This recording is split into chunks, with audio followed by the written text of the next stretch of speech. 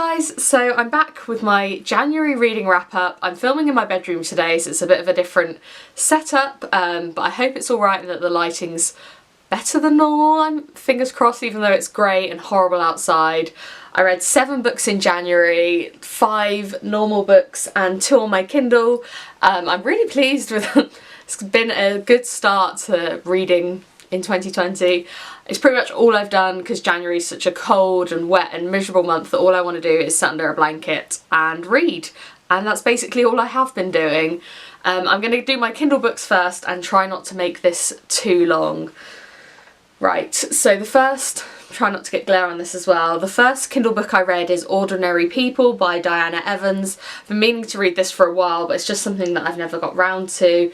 It's basically, it follows the story of 2 sets of couples that are kind of having relationship problems, and it's one of those things that they are ordinary people, and a lot of the book is kind of literary realism, and it's talking about quite mundane things that are happening in their lives, little fights and things like that, and it all kind of like culminates in quite bigger scenes and some dramatic things that do happen in life. I've given this a 3 out of 5 because because literary realism just isn't really my thing. This gripped me a lot more than it normally does. But it's just not something that I can ever really get on board with. I like the drama in books, and I kind of read them to get away from normal life, so I'm never a massive fan of it. And then the other book I read was The Unseen by Roy Jacobsen, or Jacobsen. It's a translation of a Norwegian book. I don't think I've ever read a Norwegian book before. I quite like this. I think I gave this one 3 stars as well. I think there's quite a few 3 stars in this wrap up. There are quite a few books that I kind of liked but didn't love. It basically tells the story of a family living on an island called Barroy. I've probably pronounced it really wrong, but it's basically an island where they're the only inhabitants apart from some sheep and a horse and eventually some cows, and it's basically, it was kind of like a Nordic Little House on the Prairie is the only thing that I can really relate it to. I quite liked it. It was just a nice, or mostly nice, kind of like narration of their lives over a few years. It was quite dark, as with like a lot of Nordic things, but enjoyable. It just wasn't something I loved, but it was an interesting kind of foray into something that I wouldn't normally read. Right, so I can't remember the order that I've read these in, so I'm just going to do it as it is in my stack. The first book is Macbeth, which is obviously a play, by William Shakespeare. It's one of my favourite plays. It's the first one that I read that I was really interested in. I don't know why when they introduce you to Shakespeare when you're, you know, in year 9 or whatever in England, they don't start with a tragedy that's interesting. They start with something like Much Ado About Nothing or A Midsummer Night's Dream. Because they're so dense and the comedies are so hard to get into. They're not funny for a modern audience, or like most of the content isn't funny, so it's just much harder to get, whereas a tragedy you can understand like murder.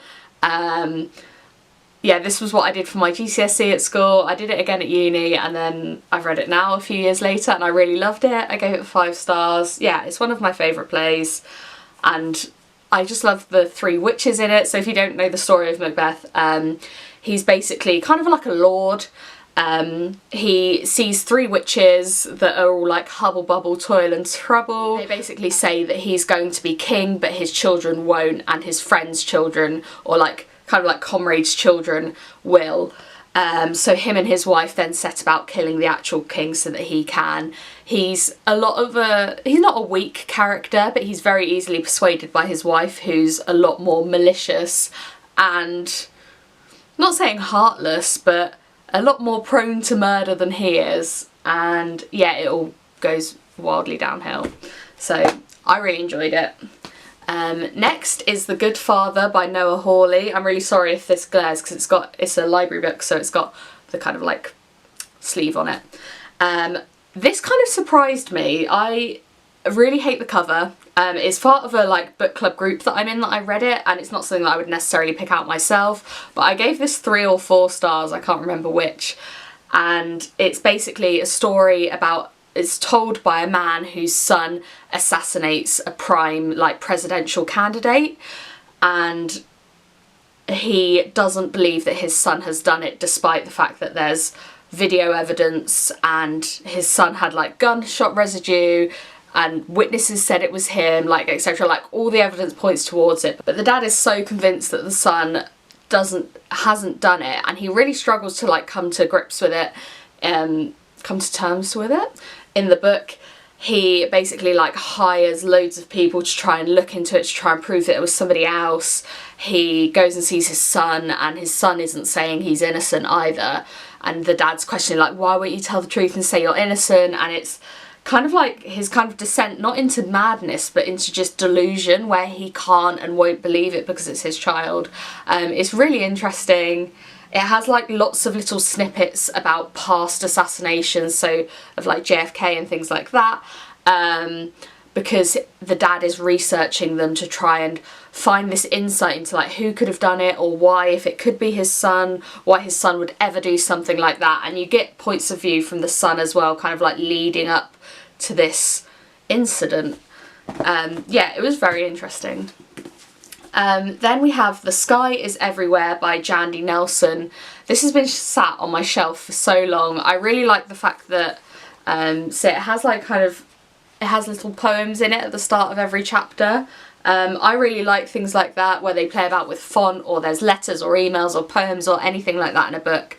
I gave this 2 stars. It's a young adult story about a girl who's lost her sister, and in the depths of her grief, she kind of ends up with 2 guys at once.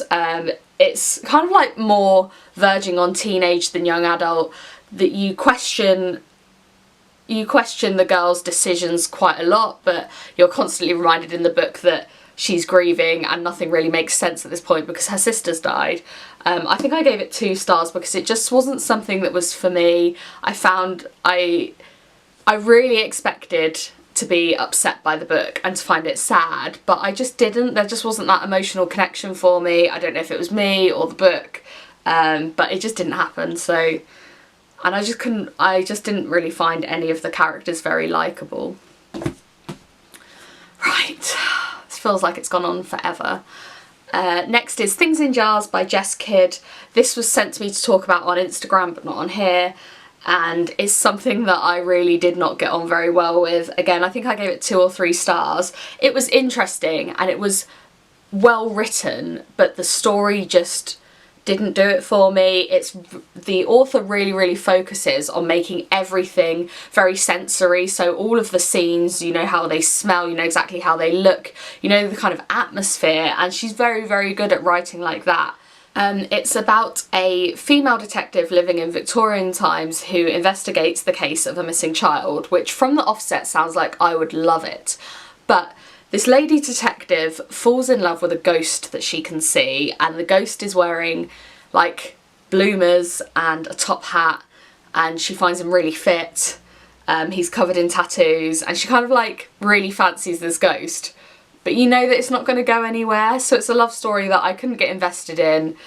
It was weird that it was obviously trying to be funny that he was only wearing a top hat and pants, but it was just, it was